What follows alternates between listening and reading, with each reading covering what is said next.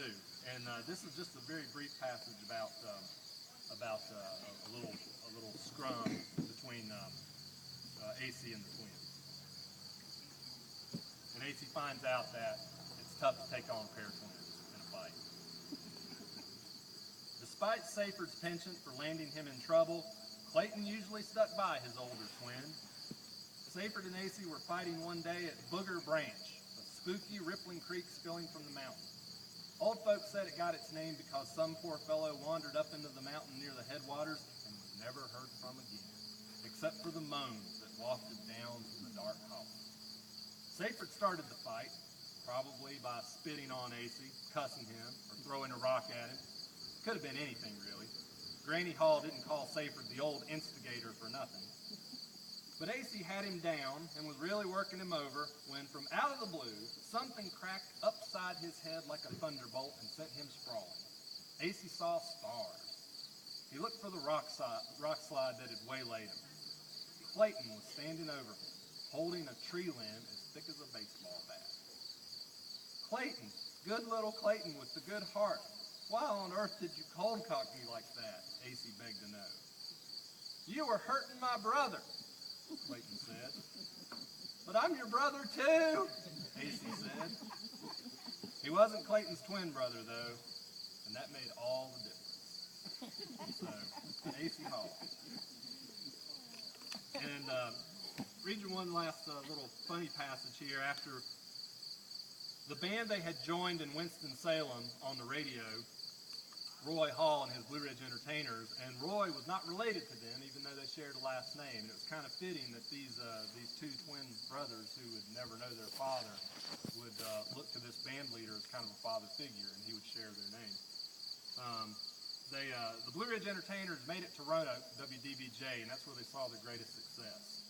And this is a little note about one of their radio broadcasts, how it used to go. And we're talking about 1940, 1941, that era there, right before the war. They were 15-minute, sometimes 30-minute programs. They would draw big crowds to the radio station where people would actually want to come and see these people who were making music live on the radio. And they were hosted by this great broadcaster. If any of you ever watched Roanoke television growing up, cousin Irving Sharp, who used to do the top of the morning program. A lot of you remember him as in the 50s and 60s, and Reno and Smiley played music on those shows.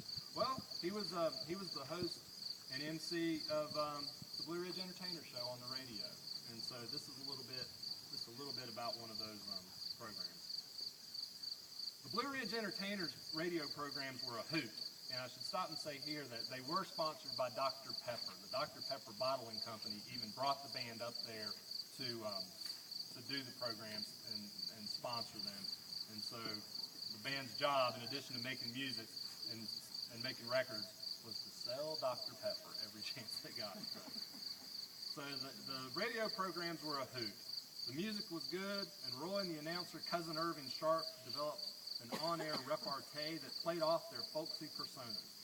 In an age when radio announcers aimed to impress audiences and station managers with their oratorical skills and erudite delivery, Cousin Irving stood out like a bicycle horn in an orchestra.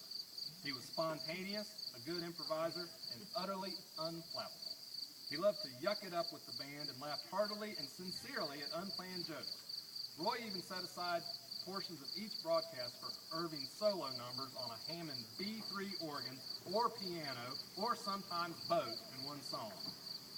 For a city like Roanoke, which was becoming increasingly sophisticated and modernized, but still allowed its citizens to raise cows and chickens, Irving Sharp was the pitch-perfect voice that appealed to the ears of both the railroad magnates and the mill hands.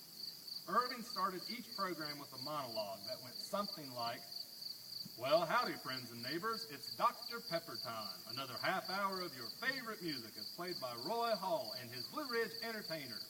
Friends, the weekend is coming up, and you don't want to get caught short when it comes to having enough Dr. Pepper on hand. Dr. Pepper comes in an economical 6-bottle carton, perfect to get you through the weekend. Pick up a couple cartons. It won't set you back, and your family will never enjoy anything more than Dr. Pepper. It's refreshing, and with its pure blend of fruit juices, it'll keep you wide awake and alert through whatever you've got planned. Remember, friends, Dr. Pepper, it's good for life. Dr. Pepper time, starting out with Cotton Eye Joe, Seyfried on the fiddle, let her go, boys, let her go. And they were off. They would do a song. They would sell Dr. Pepper. They'd do a gospel number, and then if the program would run a little long, would be a little short, the engineer would stand in there and give the universal sign, stretch. You got to stretch it out. We got time to fill. And that Irvin would see him in there, and he'd say, "What are you doing, Robert?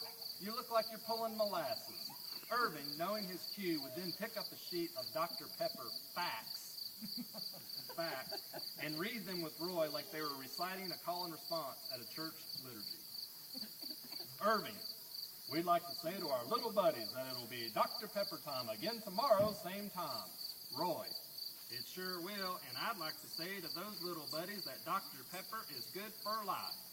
And I'd like to say to those little buddies' mothers and fathers that they never have to worry about giving Dr. Pepper to their children because they'll enjoy it, and besides that, it's good for them. The equivalent of Dr. Pepper is equal to 3 1/4 ounces of pure orange juice. Dr. Pepper is a blend of pure fruit juices, and you know how good pure fruit juices are for you. It has a lemon base. They wrapped up every broadcast with a fast break chorus of "Take Me Back to the Blue Ridge Mountains." Take me back to the Blue Ridge Mountains, where I long to live and die. Take me back to the Blue Ridge Mountains, to that wonderful home in the sky.